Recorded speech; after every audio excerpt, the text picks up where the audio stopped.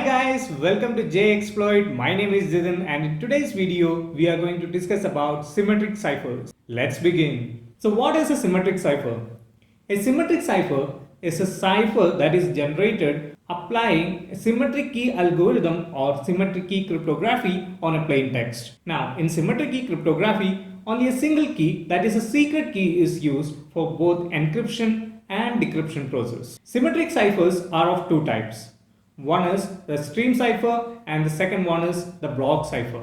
The difference between the stream cipher and the block cipher lies in the way that the encryption algorithm is applied on the plain text. Let's discuss it in detail. Stream cipher. So in the case of symmetric key cryptography, we saw that the encryption algorithm is applied on the plain text with the help of secret key to produce ciphertext. Now, if the encryption algorithm is using the stream cipher, then it encrypts each and every single bit of plain text one by one. Only one bit will be encrypted at a time. Later we will discuss it in detail. The second important point is that it uses a pseudo-random key generator.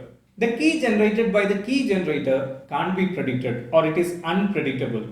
So in that way, we can ensure the security of data. Now let's look into the process of encryption and decryption of stream cipher.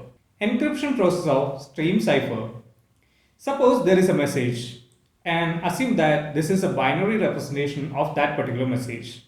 The length of the message in this case is 7 bits. Then there is a key which is randomly generated by the key generator and let it also be 7 bits. In this case, the encryption is performed on each and every single bit of the message one by one with the help of the key.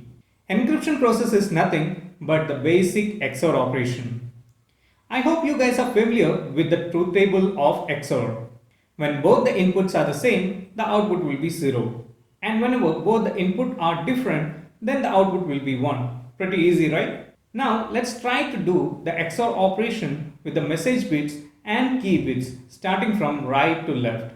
The first message bit is 0 and the key is 1. Since inputs are different, the output is 1. The second message bit and the key bit is 0. Since both inputs are the same, the output will be 0. Moving on to the third one, since both the inputs are different, output will be 1. Similarly, the same process is performed on rest of the message and key bits. In this case, the generated cipher is 0101101. Now, this is the cipher which is sent through the private network or untrusted network to the receiver end. Now let's look into the decryption process. Once a receiver gets a cipher, it will send that for decryption. In the decryption, the same process is followed and the only difference is that the XOR operation is done on the ciphertext to get back the original message. And here also we are using the same key. Now let's try to perform the XOR operation between the cipher and the key starting from right to left. The first bit of the cipher and the key is 1. That means both the inputs are the same. So the output will be 0. Similarly, the second bit of the cipher and the key is 0. That means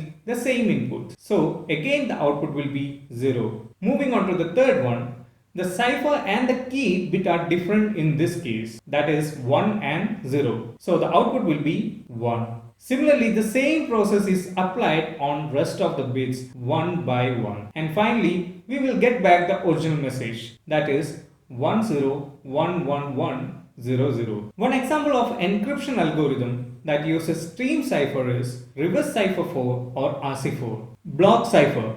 In stream cipher, we saw that only one bit of plain text is encrypted at a time. But in block cipher, a fixed size of blocks are encrypted at a time. The blocks usually have a size of 64, 128 or 256 bits. It also uses padding schemes. For example, the plain text is divided into number of blocks, each block of 64 bits. What if the last block only has 60 bits? In this case, some extra bits are added to fill up the block so that it can be of 64 bits. This is known as padding. Now let's look into the encryption and decryption process of block cipher. In encryption, a block of key is used to encrypt a block of plain text. Now the output, that is a ciphertext, will be also a fixed size block. Now one important point to be noted here is that in block cipher, multiple blocks can be encrypted at the same time. That means parallel encryption is possible in block cipher.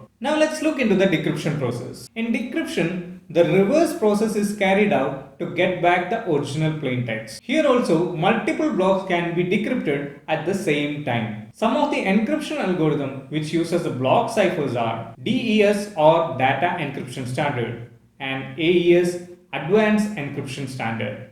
Okay guys, that's pretty much from this video. If you like my channel, please subscribe and click on the bell icon to get the latest video updates.